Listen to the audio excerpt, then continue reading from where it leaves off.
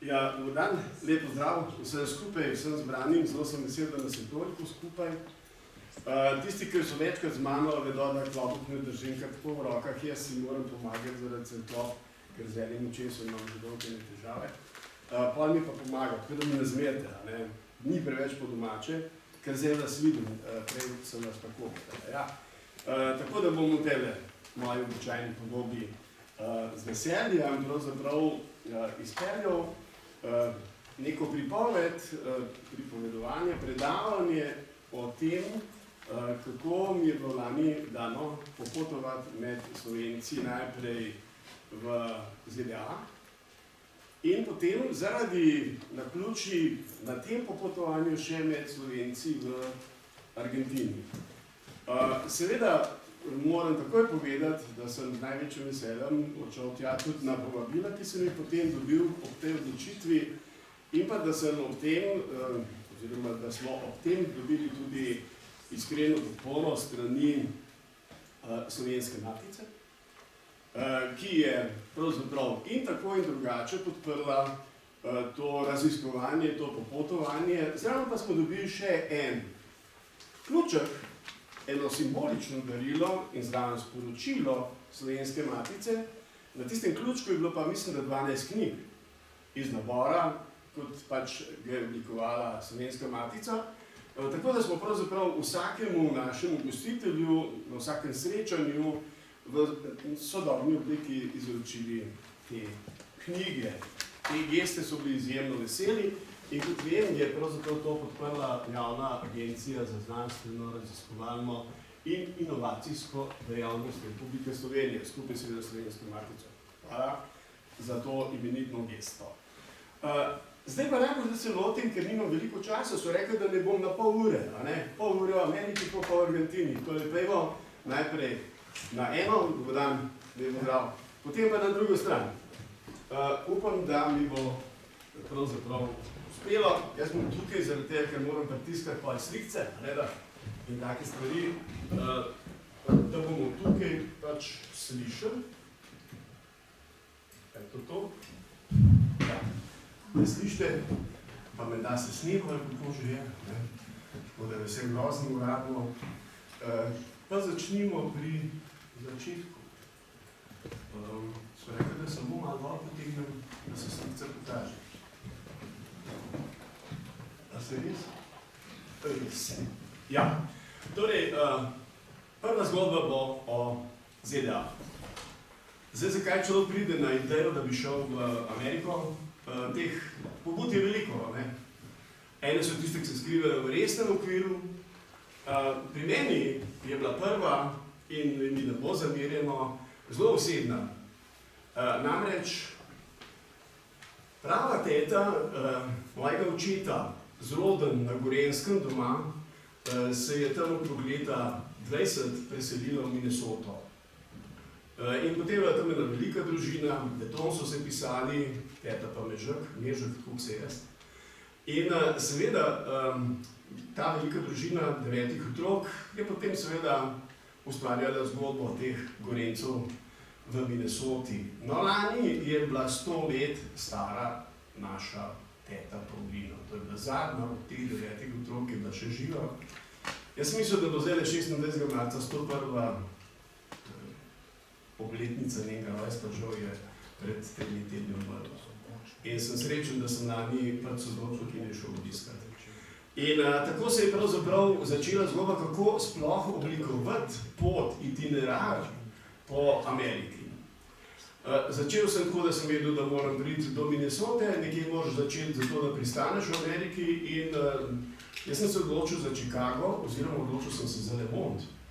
Lemont, ki je seveda znan kot veliko slovensko središče, drugo največje ob Clevelandu, pravijo mu tudi Slovenske Brezje. In tam je pravzaprav spet ena zgodba, ki se me malo dotika, namreč tam je bil pater frančiškan, en doktor Vendelin Špendov, ki je bil skladatelj in je praktično celo življenje, aktivno življenje preživel v Lemontu. In je seveda skladal in sakralne, in posvetne, in vokalne, in vokalno-inštrumentalne, in celo inštrumentalne skladbe. Ampak seveda v njem tukaj v Sloveniji rekel, da kaj ve, tako kot marsikateri zgodbi tam čez bluzo, ne vemo zadosti ali pa nič.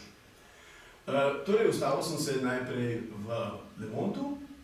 Tam je bil moj angel varuh, gospod Janez John Vidmar, nedaj častni konzul v Chicagu, konzul Republike Slovenije v Chicagu, imeniten mož, ki mi je pomagal seveda začrtati vso pot proti Minnesoti, pa še kam. No, potem seveda, Le Monde bom zdaj malo preskočil, ker ga bom potem obdelal, potem me je pot vodila proti Minnesoti, ampak sem se najprej ustavil v Milwaukeeju. In tam srečal seveda v slovenskem društvu, v slovenskih ustanovah, v parku Triglav, ja, tamkajšnje Slovence.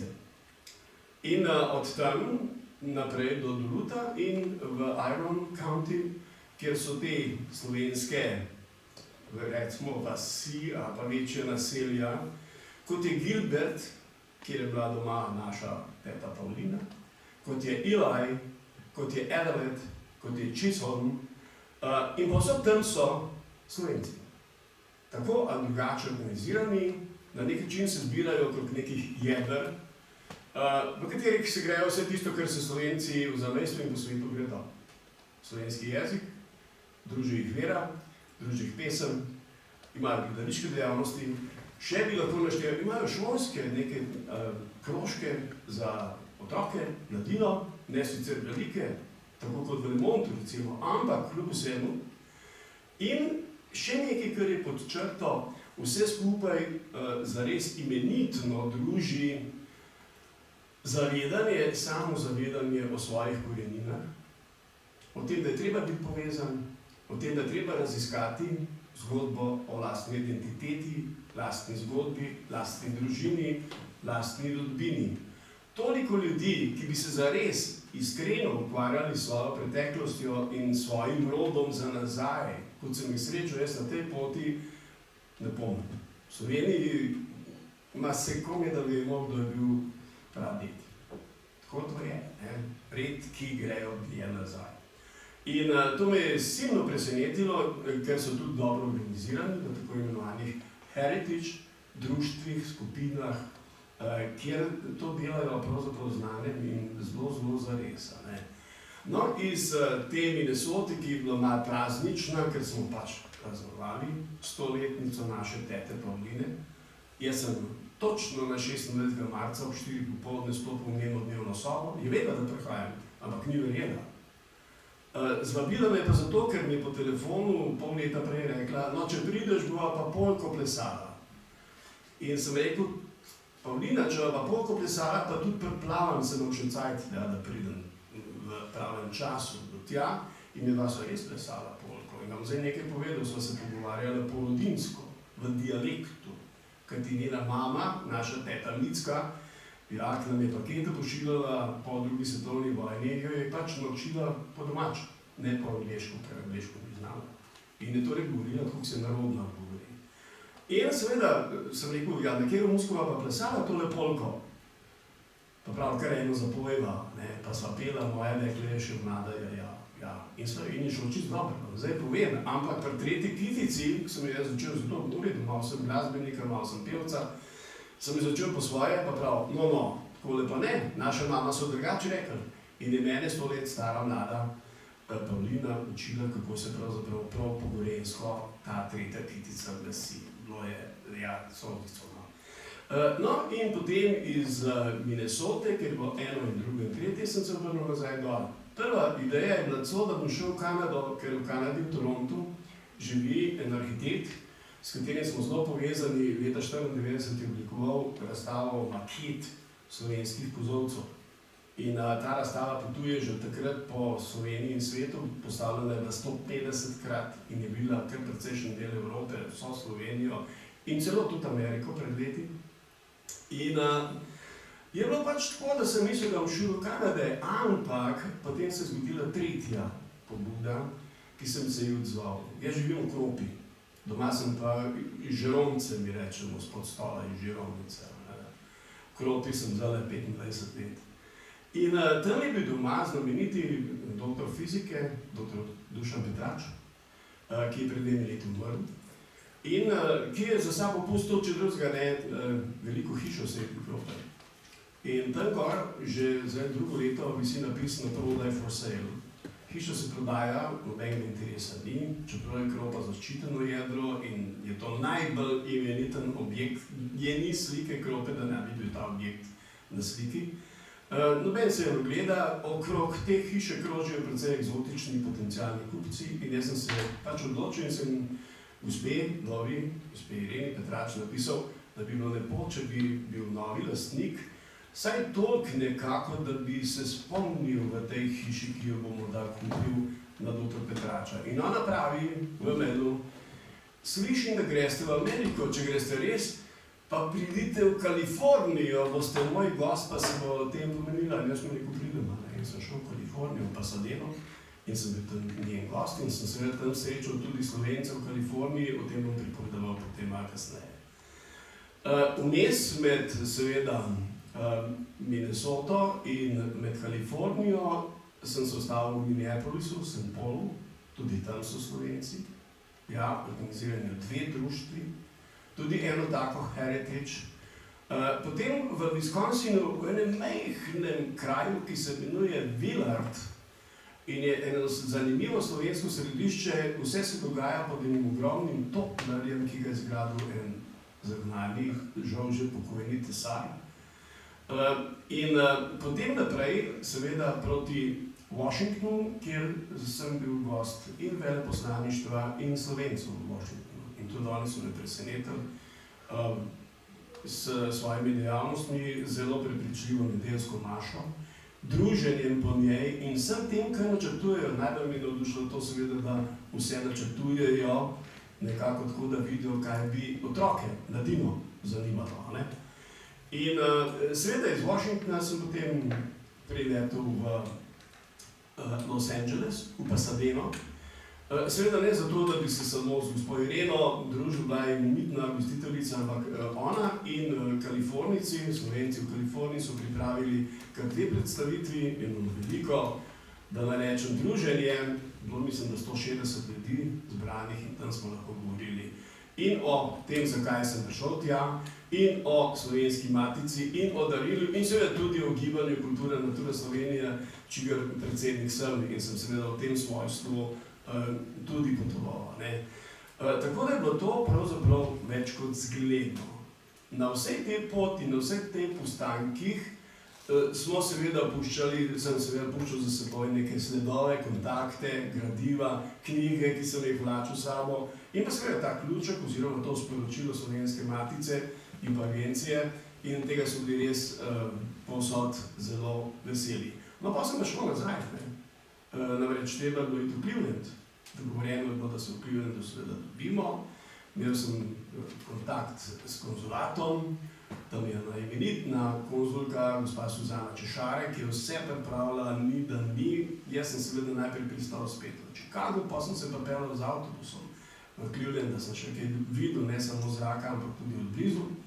No in sem potem čakala pač te Slovence, ki so v Clevelandu najbolj številčno zastopani, imajo ogromno nekih društev in seveda posrednih organizacij. Ta sestanek je sklicala gospa konzulka, ampak na sestanek ni bilo nikogar. V redu, pod črto se lahko še danes sprašujem, zakaj je bilo to treba, ampak največkrat sem po tem, ko sem popraševal, zakaj ne, je bilo rečeno, da mogoče kraj ni bil pravi, tega ne razumem. In pa velikokrat je pisalo, kdo pa vi pravzaprav ste. Tam sem se soočil še z eno slovensko značilnostjo, o kateri ne bom na široko govoril, ampak izgleda razpasena po celi obli, po celem svetu. In namreč, da bi skupaj potegnili, včasih znamo vse narediti za to, da gremo eno drugega, a pa ne vidimo, da je vsako srečanje lahko priložnost za trajno sodelovanje. In to je bil glavni cilj. Zdaj mi pa ne boste zamerili, če bom zelo na hitro to pripoved začel seveda z osebno izkaznico o Slovencih v ZDA. Mi vemo, da Slovenci seveda smo že sredi 19. stoletja šli po svetu v večjih valovih in tudi za ZDA, za Ameriko tako velja, iz mnogih, na začetku predvsem ekonomskih razlogov, in ta prvi val v 19. stoletju je pravzaprav posebno ta osrednji del, da ne rečem tisto, kar se nekje tišči velikih jezer, okoli in okola. Potem so bili ti valovi takoj na začetku 20. stoletja, ne tako zelo veliko število Slovencev, med obema vojnama pa pravzaprav izjemna množica. Govori se, da je seveda na 10 tisoče Slovencev, predvsem Primorcev in Prekmurcev, takrat seveda šlo čez lužo iskat, se reče, s trebuhom za kruhom. In o tem celo ljudske pesmi pojejo. Lura bije, po prekmursko točno vemo, o čem govori. Tudi imenitna oddaja na televiziji naši, s tem naslovom je bila in govori o teh izseljencih tiste dobe. Potem seveda pride pa druga svetovna vojna in povojni dogodki tukaj pri nas. Takrat se pa seveda v Ameriko odpravi velika, čeprav ne tako zelo velika, ampak vseeno velika skupina, bomo rekli temu, povojnih beguncev, tistih ljudi, ki so si v tistih norih, ideološko zbeganih časih iskali pot do tega, da so pravzaprav preživeli oziroma začeli novo življenje.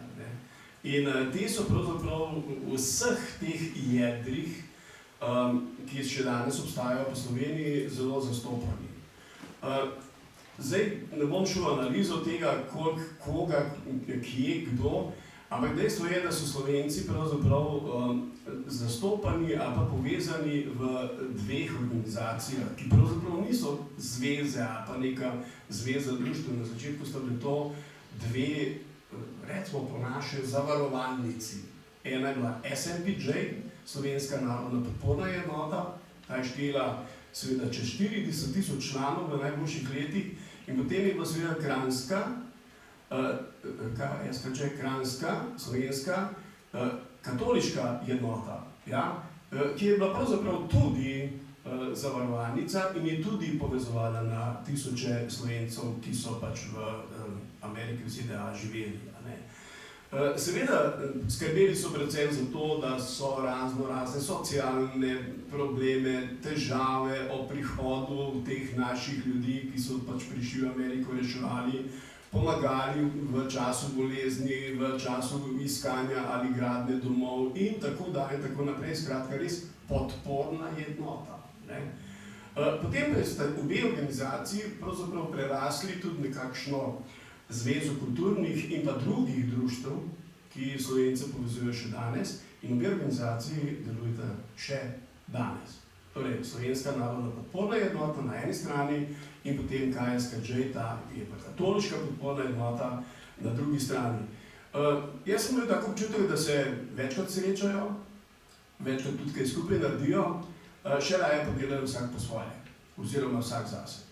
Kar je spet ena zanimiva slovenska značilnost.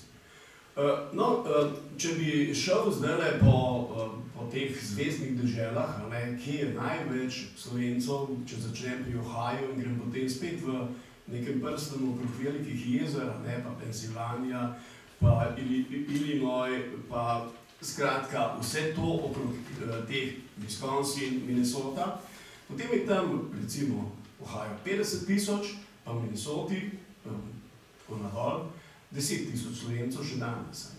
Trdi se, da je teh Slovencev v Ameriki bilo po nekem štetju, mislim, da tam okrog leta 2010, nekako okrog 120 tisoč. 10 let kasneje 174 tisoč.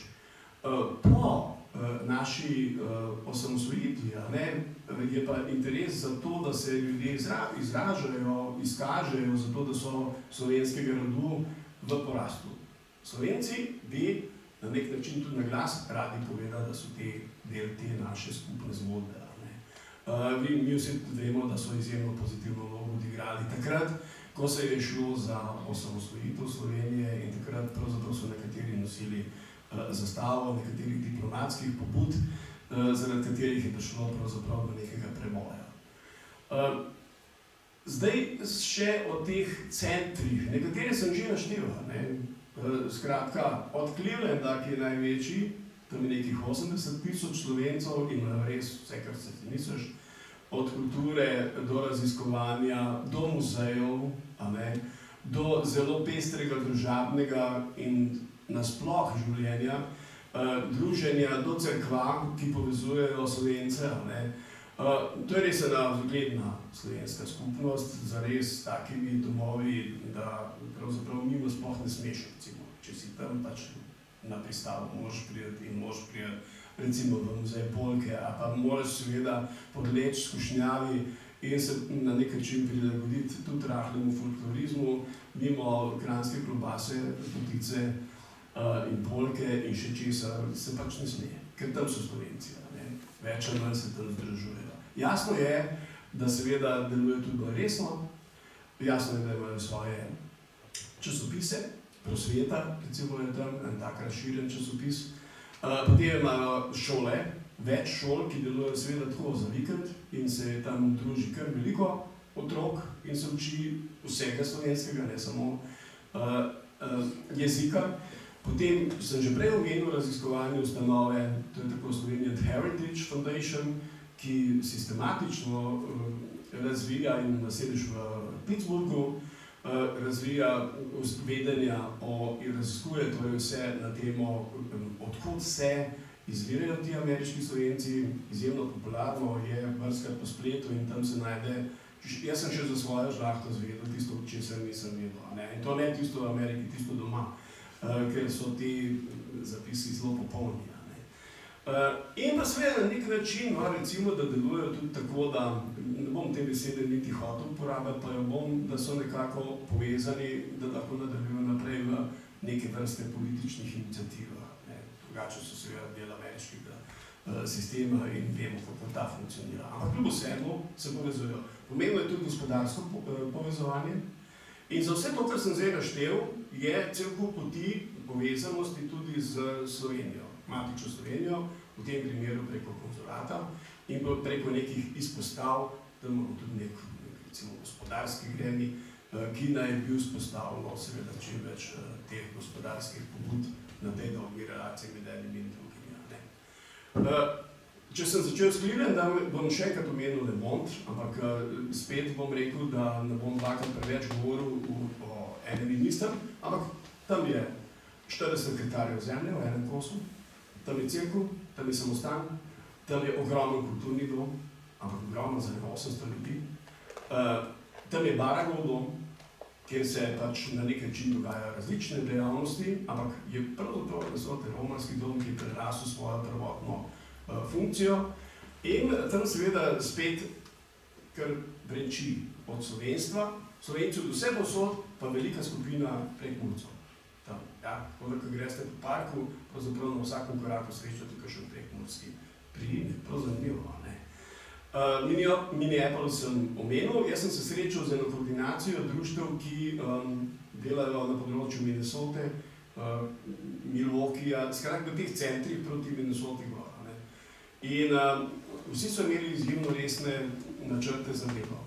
Spet, da se ne ponavljam, o raziskovanju, podčrtanju vsega slovenskega, zbiranju sredstev tudi za nekatere dejavnosti tukaj pri nas, navezavi stikov. Malo me je presenetilo, ko sem bil v parku Triglav, jaz sem se tam udeležil delovne akcije. Čisto, da smo se spoznali, je bilo lušten, pa še malce sem zaslužil oziroma kosilo. No, ampak tam me je res presenetilo, kako zelo navezani so pravzaprav ti ljudje na sporočilo, na izkušnjo po drugi svetovni vojni. In iz tega ven ne morajo, ampak to se nočem niti ne potopiti, tako pač je, tudi v Argentini bo približno tako. Mene je motilo bolj to, da se pravzaprav s tistimi iz 19. stoletja skoraj nihče ne ukvarja in se je ta zgodba skoraj pozabila, in da se s tistimi začetka 20. stoletja tudi noben preveč ne ukvarja, na to me je pozoril ravno Janez John Vidmar, ki raziskuje zdaj to zgodovino in pripravlja eno knjigo, ki upam, da bo tukaj išla. To je zgodovina slovenskih župnij v ZDA. In ki meni poslovne, katera gradijo, lepo vas prosim, pa to je človek v supu, mislim, kaj slovenskega organiziranega na to temo In skozi to pobudo v Ameriki bilo, to je zares, kako ne rečem, mi smo res nekaj posebnega, no? In smo bili vse gor, tam pri Pulutu gor je tako zvani Baraga County, ker je en ogromen kip Škofer Baraga lebdi v zraku kot na oblaku, mislim, da je tisti kip visok okrog 30 metrov. In tam okrog se ga še vedno spominjajo, krajevna imena so, in tako naprej. Skratka, če njega izpostavim, pa gre potem nazaj dol in po celi tej, rekel, naši Ameriki, potem je za vse te kraje značilno, da je vsaj ena cerkev slovenska. Ampak poslušajte, ne tako slovenska, da noter Slovenci kmaš hodijo. Slovenska zato, ker so jo Slovenci zgradili. In to niso kapelce, to so ogromne ceste. V Jolly je to, recimo zraven Lemonta, blizu Chicaga, je ta Jožefova cerkev tako velika, da rečeš, ojej, daj so pa to naredili, zakaj je to treba? Zraven je seveda šola, ki je zdaj šolski muzej. Nič ne vemo o tem, da se to dogaja, oziroma boh je kdo z njimi sploh sodeluje, imajo pa tak arhiv, da je ta velika učilnica do stropa polna. In potem seveda se soočiš pa tudi z drugo realnostjo, da so ti Slovenci, tam smo tudi pred Sovjetov in smo ravno tako delili eni in drugi svoje znanja in jaz sem spet delil gradiva. Torej, oni so povedali, da je situacija žalostna, da je Slovencov vedno manj, da slovenska cerkev postaja vedno manj slovenska in da so v veliki večini mehičani. To je, ne? In te zgodbe posod tako nekako brlijo in usihajo. Vsi ste že brali, slišali, da se pravzaprav v Ameriki slovenske cerkve že prodajajo. V Betlehemu, da recimo prodana cerkev. Sredi so vse, kar je bilo vrednega, prenesel v Prekmurje.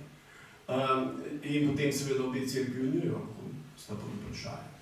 Moram povedati, da cel Le Monde je pod vprašanjem, čeprav je to ogromno posestvo, nekaj neverjetnega. Slovenija mora dobesedno reči, ne, to je naša slovenska zemlja, ker jo je to neposredni bližini Chicaga. Ne, oni zdaj razmišljajo, kako bodo to sploh lahko obdržali. Kaj ti v celem tem kompleksu, celem tem sistemu je samo še en frančiškan. Ja, gledaš in videno. In ob tem se res vprašaš, če smo zmožni kaj skupaj narediti za to, da bomo ta del tega skupnega prostora, ki mu rečemo kulturni, jezikovni, etnični in tako naprej, in res sega tudi čez oceane, da bomo zato kaj naredili, da to obstalo. Ker prepozno je zvoniti potočje.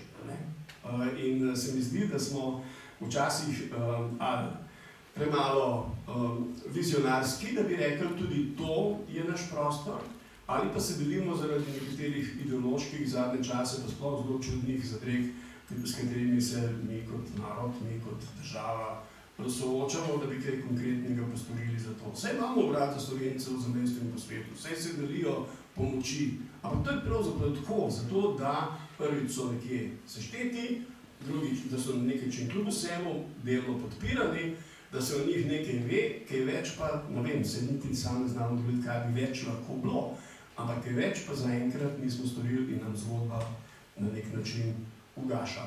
Zdaj jaz vem, da se bo počasi tale prva moja polovica iztekla, ampak moram povedati še to, da me je neznansko presenetilo to, koliko znanih priimkov, v Ameriki znanih priimkov, za katere tukaj v Sloveniji komaj da vemo, sem dan srečal. Vse nekateri so znani, recimo Sater, ki je Boeing menda projektiral, pa Janković, ki je bil kralj Polke, pa dr. Petrač, ampak zadnje čase so vse seveda ostali pri Dončiću, pa pri Kopitarju, pa konc.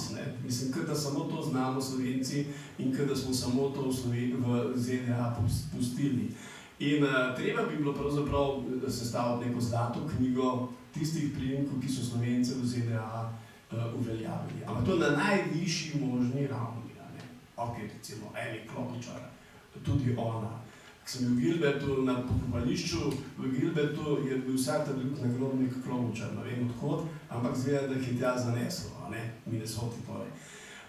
O tem bi morali tukaj zato pisati, da tukaj vemo kaj več o tem. Saj tam vedo, saj tam raziskujejo, sam mi smo prikrajšani za to, In mi pravzaprav se tudi sami siromašimo, ker so tam ali napisali, ali naslikali, ali na nek način dosegli. Mi tega tukaj ne znamo uporabiti na ta način, da bi nas to tu bogatilo. In se mi zdi, da je to seveda naš največji problem. Ne? Jaz bom kljub vsemu na hitro skočil skozi kakšne slikce, s katerimi bom mogoče malo zdaj to mojo pripoved ilustriral. Prvi dve boste malo bolj tako osebni, ampak mi navte zanimivo. Ja, to je ta moja teta Pavlina, žal je ni več. In zelo dobro smo zvedala, se strinjate, to je bilo tik pred polko. Ja? V istem kraju sem seveda srečal kranjske klobase, gospa iz Naklega doma na Gorenskem. Bila je prva, ki sem jo na cesti srečal in sem probal, če kdo govori po slovensko in sem jo po slovensko pozdravil in rekla, odkot ste pa vi? Po slovensko prav, ne? Pa sem pa jedno njihove klobase, ona je to odkupila in je velepodjetnica, zdaj njen sin to nadaljuje. Tako da ti velo, da to srečaš na vsakem koraku, ni treba iti v muzej.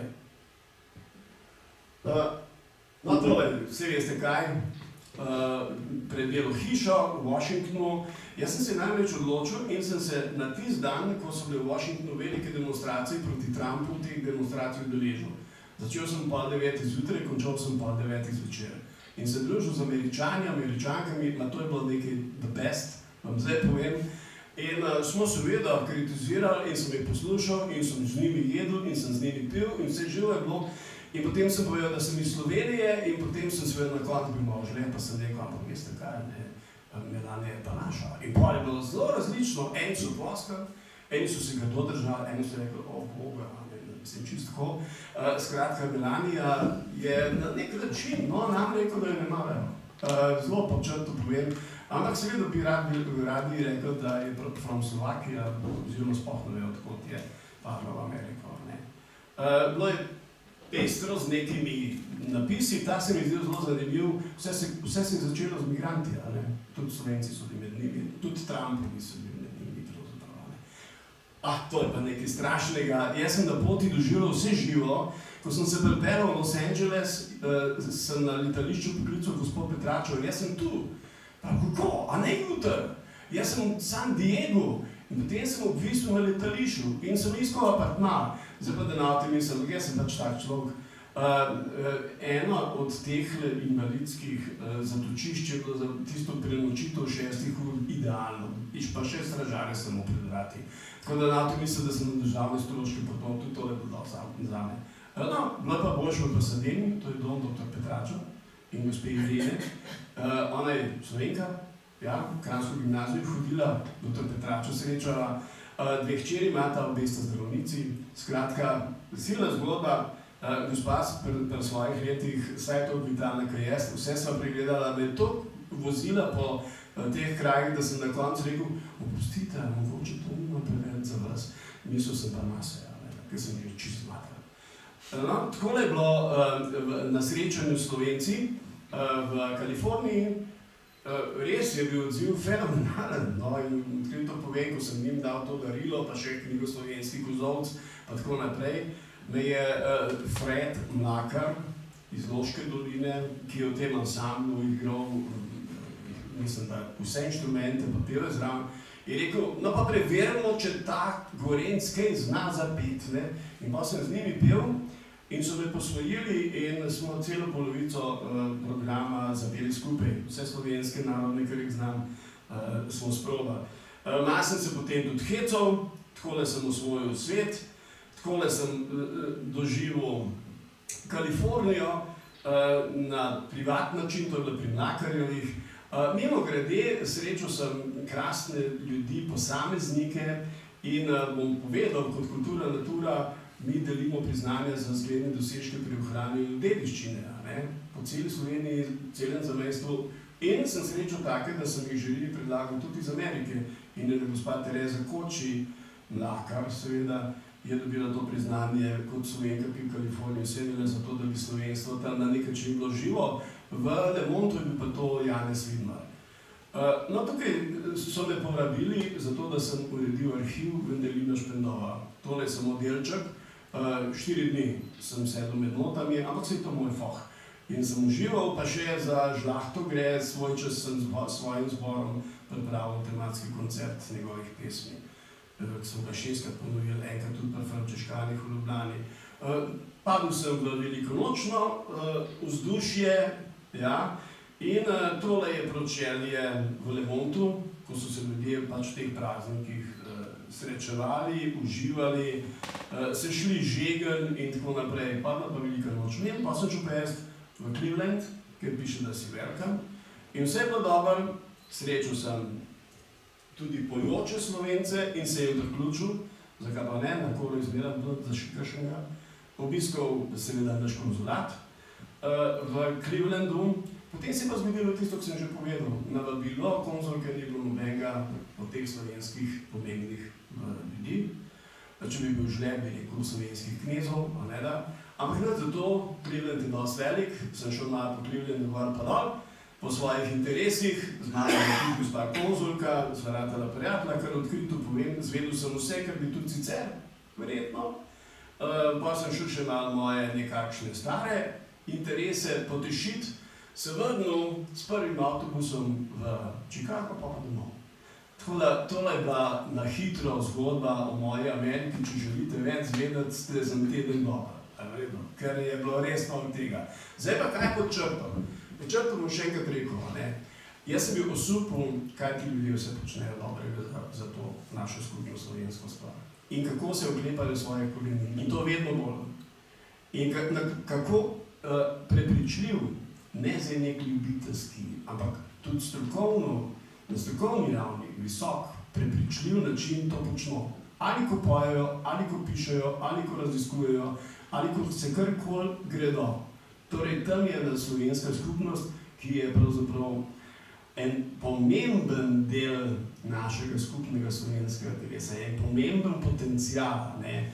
In politike naše naj se streznijo in naj ta potencial, naj to moč, naj to znanje, naj to vedenje, zmožnosti porabijo, mogoče na še bolj prepričljiv način, kot to danes delajo, če se pravzaprav to kdaj dela in vem, da se premalokrat dela. Podčrto še nekaj, jaz upam, da smem na glas povedati, gospa Ignacija, mi smo se zmenili, da saj ena knjiga z tega popotovanja, to je knjiga Janeza Vidmarja o slovenskih župnijah, bo morda našla prostor v vašem založniškem programu, ker mislim, da bo silna pridobitev za vedenje na Slovencov o tem, o čemer sem že govoril. In pa vsaj 6 skupin teh Slovencov, ki sem jih obiskal, teh društev, se je nenazadnje pridružilo gibanju Kultura Natura Slovenija. To je bil tudi moj cilj. Tako da smo z enim korakom tam čez, ob vsem, kar sem povedal, vsem, kar smo jim prinesli in s čem smo tja prišli, povečali tudi naše gibanje, ki deluje, kot rečeno, po celi Sloveniji, po celem zamestju, zdaj pa še v Ameriki. Nadaljevanje te pa zvedel, da še nekje. Jaz upam, da nisem bil predolg, zvonil mi še ni. Če želite, da še kaj povem, kar recite, a ne? Sicer pa mogoče pa malo tudi v nevezane besedi. Nisem nič predstavil, ne sebe se nekaj piše, nisem toliko lepo, da je kar prijetno pri srcu. Če želite pa spoznati gibanje Kultura Natura, ki ga res predstavljam in ki deluje trajno, imamo sedež v Kropi, v Mežnariji, kjer so živeli bratje Dermota, tenoristi, zato imamo mi seveda glasbene programe. Potem gojimo izročilo pesnice Kristine Šuler, zato imamo pesniški natečaj Kresnice. In še bi lahko naštel, imamo pa še en center, ta je pa v Lekiji, v Seliščih, v Svetem Juriju Občavnici, kjer delamo iste stvari in ste in tu in tam seveda vedno dobrodošli. Zdaj pa še na koncu in ne zato, da je to nazadnje, izjemno čast in veselje mi je, da vse to, kar sem povedal, lahko počnem v eni družbi Slovensko matico in z gospo Ignacijo, ki ima vedno, kako ne pa rečem, razumevanje za to, ker tale grenc pravzaprav vedno znova prinese sem. Ja, hvala lepa. Hvala lepa.